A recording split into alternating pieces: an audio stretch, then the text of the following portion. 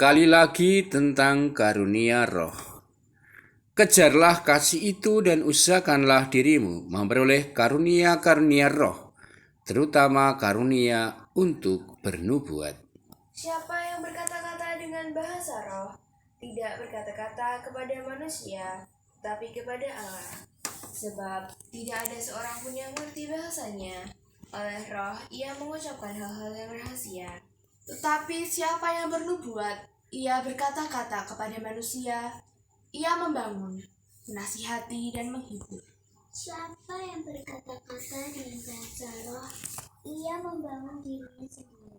Tetapi siapa yang bernubuat, ia membangun jemaat. Aku suka supaya kamu semua berkata-kata dengan bahasa roh. Tetapi lebih daripada itu, supaya kamu bernubuat. Sebab orang yang bernubuat lebih berharga daripada orang yang berkata-kata dengan bahasa roh. Kecuali kalau orang itu juga menafsirkannya sehingga jemaat dapat dibangun. Jadi saudara-saudara, jika aku datang kepadamu dan berkata-kata dengan bahasa roh, apakah gunanya itu bagimu? Jika aku tidak menyampaikan kepadamu pernyataan Allah, atau pengetahuan, atau nubuat, atau pengajaran? Sama halnya dengan alat-alat yang tidak berjiwa, tetapi yang berbunyi, seperti seruling dan kecapi. Bagaimanakah orang dapat mengetahui lagu apakah yang dimainkan seruling atau kecapi kalau keduanya tidak mengeluarkan bunyi yang berbeda? Atau jika nabire tidak mengeluarkan bunyi yang terang, siapakah yang menyiapkan diri untuk berperang? Demikianlah juga kamu yang berkata-kata dengan bahasa roh. Jika kamu tidak mempergunakan kata-kata yang jelas, bagaimanakah orang dapat mengerti apa yang kamu katakan? Kata-katamu sia-sia saja kamu ucapkan di udara. Ada banyak, entah berapa banyak, macam bahasa di dunia. Sekalipun demikian, tidak ada satupun di antaranya yang mempunyai bunyi yang tidak berarti. Tetapi jika aku tidak mengetahui arti bahasa itu, aku menjadi orang asing bagi dia yang mempergunakannya, dan dia orang asing bagiku. Demikian pula dengan kamu. Kamu memang berusaha untuk memperoleh karunia-karunia roh. Tetapi lebih daripada itu, hendaklah kamu berusaha mempergunakannya untuk membangun jemaat. Karena itu, siapa yang berkata-kata dengan bahasa roh, ia harus berdoa supaya kepadanya diberikan juga karunia untuk menafsirkannya. Sebab jika aku berdoa dengan bahasa roh, maka rohkulah yang berdoa, tetapi akal budiku tidak turut berdoa. Jadi, apakah yang harus kubuat? Aku akan berdoa dengan rohku, tapi aku akan berdoa juga dengan akal budiku. Aku akan menyanyi dan memuji dengan rohku, tapi aku juga akan menyanyi dan memuji juga dengan akal budiku. Sebab jika engkau mengucap syukur dengan rohmu saja, bagaimanakah orang biasa yang hadir sebagai pendengar dapat mengatakan amin atas pengucapan syukurmu? Bukankah ia tidak tahu apa yang engkau katakan?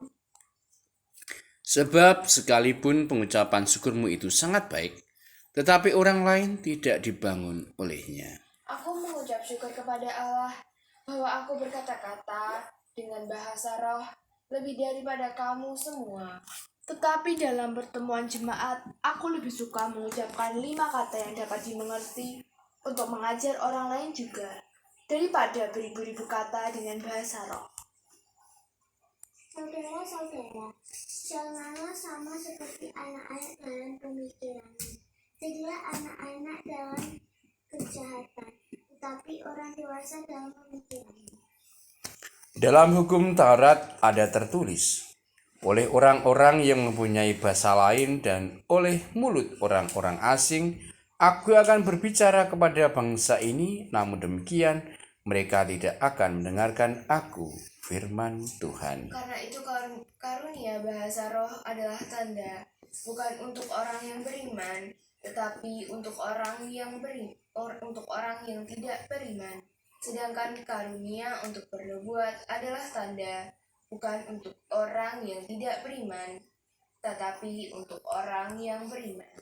Jadi, kalau seluruh jemaat berkumpul bersama-sama dan tiap-tiap orang berkata-kata dengan bahasa roh, lalu masuklah orang-orang luar atau orang-orang yang tidak beriman, tidakkah akan mereka katakan bahwa kamu gila? Tetapi kalau semua bernubuat, lalu masuk orang yang tidak beriman atau orang baru, ia akan diyakinkan oleh semua dan diselidiki oleh semua. Segala rahasia yang terkandung di dalam hatinya akan menjadi nyata, sehingga ia akan sujud menyembah Allah dan mengaku, sungguh Allah ada di tengah-tengah kamu. Peraturan dalam pertemuan jemaat. Jadi bagaimana sekarang saudara-saudara?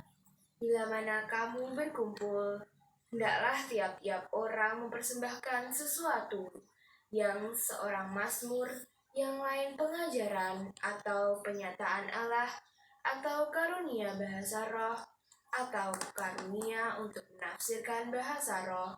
Tetapi semuanya itu harus dipergunakan untuk membangun. Jika ada yang berkata-kata dengan bahasa roh, biarlah 2 atau sebanyak-banyaknya 3 orang, seorang demi seorang, dan harus ada seorang lain untuk menafsirkannya. Jika tidak ada orang yang dapat menafsirkannya, hendaklah mereka berdiam diri dalam pertemuan jemaat dan hanya boleh berkata-kata kepada dirinya sendiri dan kepada Allah. Tentang nabi-nabi, baiklah 2 atau 3 orang di antaranya berkata-kata dan yang lain menanggapi apa yang mereka katakan. Tetapi jika seorang lain yang duduk di situ mendapat penyataan, maka yang pertama itu harus berdiam diri. Sebab kamu semua boleh bernubuat seorang demi seorang, sehingga kamu semua dapat belajar dan beroleh kekuatan. Karunia nabi takluk kepada nabi-nabi. Sebab Allah tidak menghendaki kekacauan, tetapi damai sejahtera.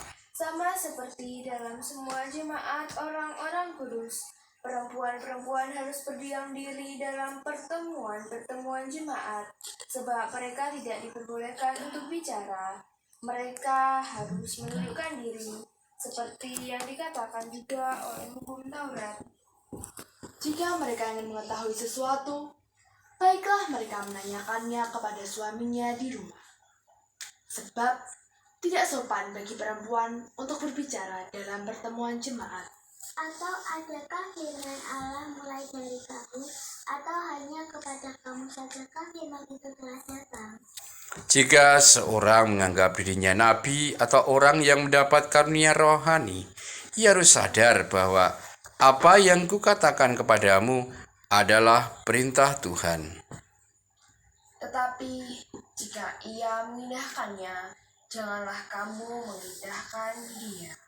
Karena itu, saudara-saudaraku, usahakanlah dirimu untuk memperoleh karunia untuk bernubuat, dan janganlah melarang orang yang berkata-kata dengan bahasa roh.